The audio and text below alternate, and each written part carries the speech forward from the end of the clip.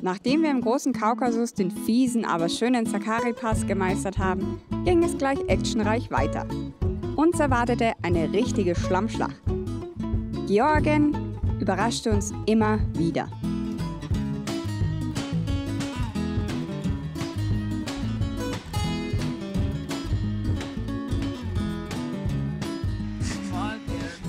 Milli sperrt gerade auf. Ja, ist halt irgendwie. Wir wollten gerade Drohne fliegen, aber es ist viel zu geil. Die Akkus schmieren ab. Genau. Drohne ist gerade zweimal fast runtergekommen. Der Akku war voll. Und ich habe keine 30 Sekunden geflogen. Ich wollte euch das hier zeigen. Und nach 30 Sekunden super Warnung, Landing. Ja, aus, keine Ahnung, 120 Metern Höhe. Wollte sie dann da drüben landen. Habe sie gerade noch hierher gekriegt. Ich bin schnell den zweiten Akku rein. Gehofft, dass der geht. Und genau dasselbe Spiel. Wenn jemand von euch eine Mavic Air hat und damit kaum fliegt oder sowas, wir würden euch die Akkus total gern abnehmen. Das da drüben habe ich gefilmt, da ging die Drohne noch, das kann ich euch noch schnell zeigen. Also dann ab in die Luft.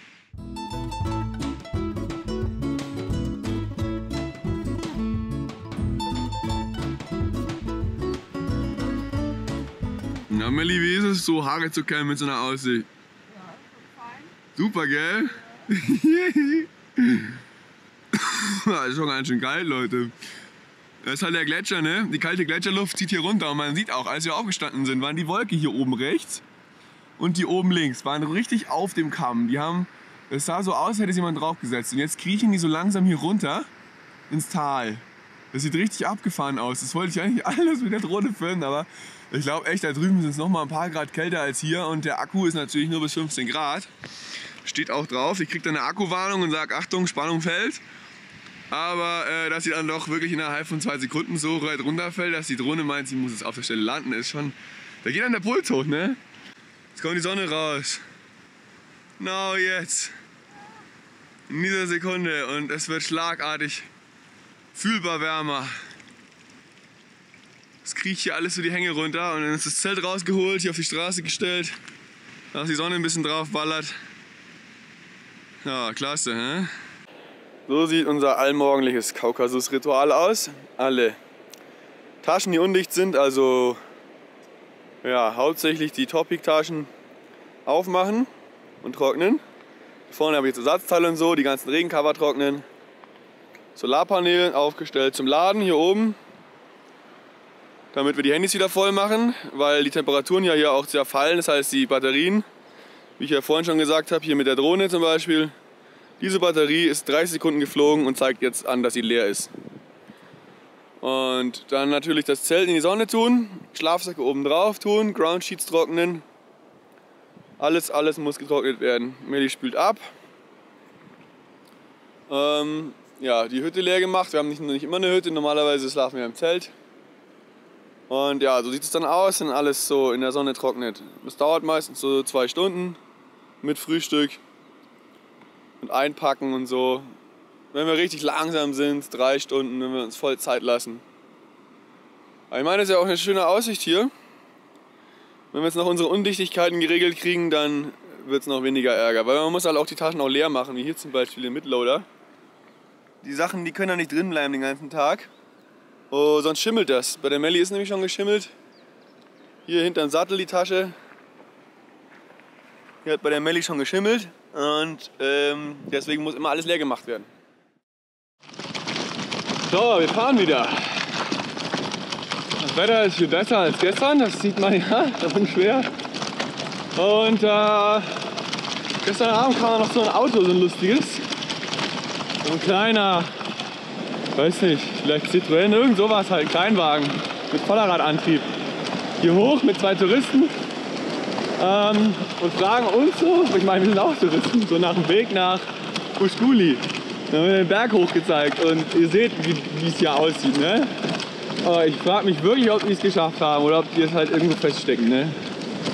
Ich meine, es kommen schon Leute, die dann helfen, aber es ist schon eine krasse Nummer mit einem Frontantrieb, mit einem Kleinwagen. Der hat einen Abstand zum Boden. Ihr kennt das selber, keine Ahnung, von euren Autos zu Hause, ist alles dasselbe. Es sind halt keine Jeeps, die für sowas gebaut sind und ich habe ihnen nur Glück gewünscht und ich hoffe, sie haben es geschafft.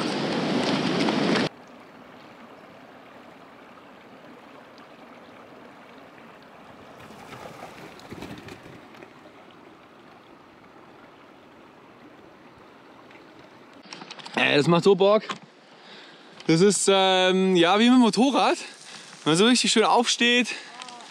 Klasse, auf geht's, Mini. Ja, wer weiß, wie tief das ist. 2,50 Meter oder 10 Zentimeter. Na, das Ding ist, wenn da so Steine sind, dann... Einfach durchfahren. Erster Gang und fahren. Tust du lieber deine Füße da rein? Was ist, wenn da Krokodile wohnen? Ja. Ich fahre da lieber.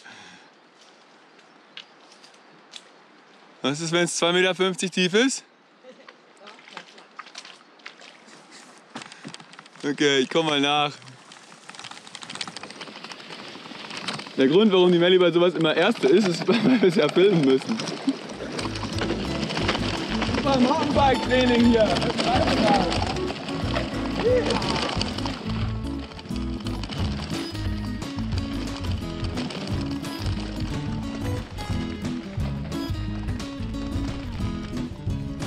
Und wie sollte es auch anders sein? Es hatte die letzten Tage geregnet. Das hat die nicht vorhandene Straße noch mehr aufgeweicht und machte das Fahren mit unseren vollgepackten Reiserädern noch schwieriger. Komm mal, Torwart. Ui. Komm mal, Torwart. Alter Vater. Super glitschig. Und bremst. Sauber. Ja, ich habe den Fehler begangen, ich habe angehalten. Das heißt für mich jetzt, ich fliege ins Loch rein oder ich schiebe. Also da, wo der gerade mit seinem Allrad durchfährt, das sind 25 cm tiefe, 3 cm tiefe Pfützen. Sieht man so gar nicht. Der hat 3 Achsen. Und Melli versucht ja auch gerade durchzukommen. Ich bin in der Mitte durchgefahren, wo er ist. Und ja, guckt euch das mal an. Ja, Melli hat einen Weg gefunden, super. Da macht schon richtig Bock, hier runter zu schüren. So, und wieder ein kleiner Tipp an euch. Wenn ihr durch Schlamm fahrt, sucht euch die Stelle, die am festesten ist. Das kann entweder der Track sein, wo der LKW immer durchfährt, weil das unten komprimiert, oder an der Seite. Das muss man selber gucken. Manchmal ist es genau umgekehrt, manchmal ist die Seite das Weiche. Und ja, da wo der Track ist, weich und die Seite das harte. Einfach mal gucken. Und dann im ersten Gang geradeaus und niemals die Füße zur Seite, weil sonst ist alles voller Schlamm.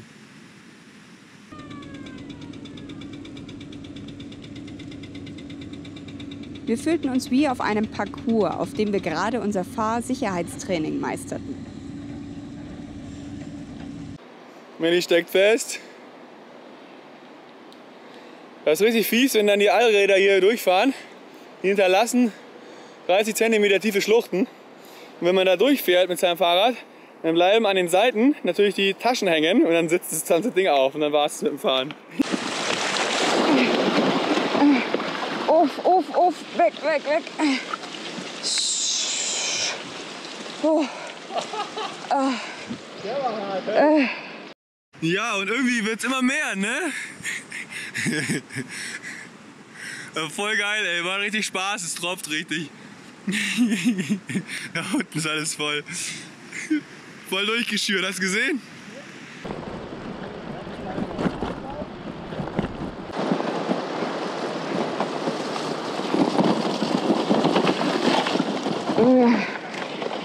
Das ist so glitschig und so rutschig. Das kann man sich gar nicht vorstellen. Dann rutscht die ganze Zeit weg und die Reifen drehen durch. Das ist eine sehr lustige Partie hier. Das ist eine Herausforderung mit dem Reiserad. Mit dem Mountainbike super geil. Mit dem Reiserad, ja, schon eine Herausforderung.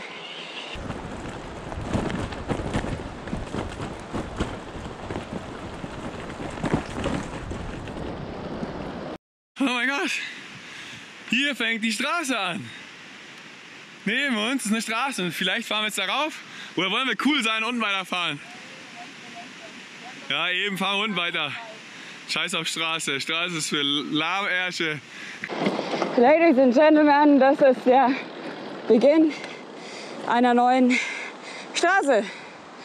Wir haben tatsächlich den Anfang hier. Aha. Okay. Ach du Scheiße. Da fällt ja fast vom Rad. Guck mal. Ja. Ich seh nicht mehr in die Sandale rein. Wäre fast vom Radl gefallen gerade. Ja. Ich krieg mein Zeh nicht mehr in die Sandale rein. Was machen wir jetzt? Jetzt müssen wir ja die neue Straße fahren, oder was? Wir können zurückfahren und unten lang fahren. Warte mal. Ich sondiere mal. Spaß vorbei. Kann das sein, dass die Straße jetzt so bleibt? Ja. Sind wir richtig? Ja. Die Hm. einzelne Straße ist Okay, da vorne ging es aber noch mal nach links, gell? Findest du oder so? Ja. Okay. Ich weiß nicht. Das stimmt schon alles. Okay. Bitte lass mich durch.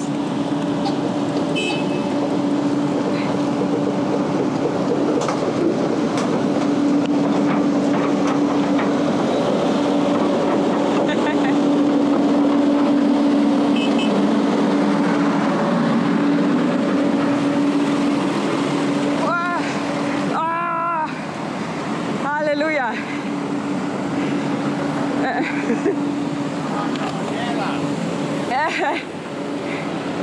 Oh. Durch. Alter, Vater. Uiuiui. Eieiei. Hammer, oder? Aha. Das hat richtig Bock. Kaltes Wasser ist warm.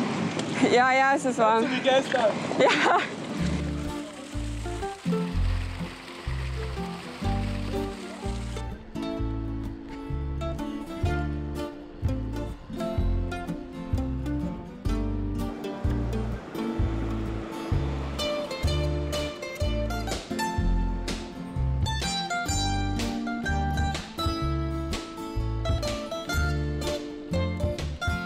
Endlich wieder Trinkwasser. Und jetzt nutzen wir die Gelegenheit und machen uns ein bisschen sauber. Vielleicht auch die Taschen, weil die manchmal ins Zelt müssen. Das Fahrrad passt schon, das fährt sich sauber. Ist schon richtig nice gelaufen. Ja, hat so Spaß gemacht, da durchzuschüren. Überall klebt der Bart. Vorne genau das gleiche. Alles wieder geschniegelt sauber. Haben wir gleich genutzt hier, das ist echt super. Bevor der Schlamm festtrocknet, gleich wieder runterwischen, dann spritzt er nicht überall durch die Gegend während der Fahrt, wenn er sich trocken fährt.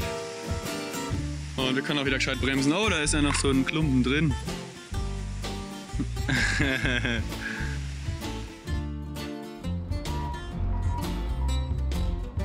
Ja, das mit dem Fahrradwaschen war doch mal eine gute Idee. Hat sich richtig gelohnt. Ich hatte schon zu kämpfen, um meinen 60 Kilo schweren Drahtesel da durchzukriegen. Der Schlamm ist so richtig schön frisch und so richtig schön entsetzlich. Gar nicht so wie der, wo wir vorher durch sind. Alter, Vater.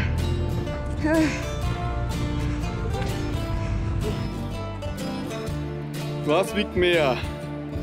Das Fahrrad oder der Bulldozer da hinten? Das macht auch ziemlich hungrig.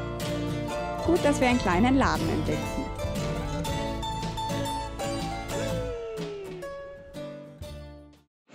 Oh, geil. Echter Khachapuri, oder? Zeig mal. Also, wir haben es schon mal ein paar Mal probiert, Khachapuri zu kriegen. Das gibt es immer in verschiedenen Varianten. Mal so mit Blätterteig, wo wir uns gedacht haben, das ist ganz komisch. Aber das ist jetzt wirklich in einem Dorf, wo keine Touristen sind, ein richtig echter Khachapuri, wie der George selbst essen würde.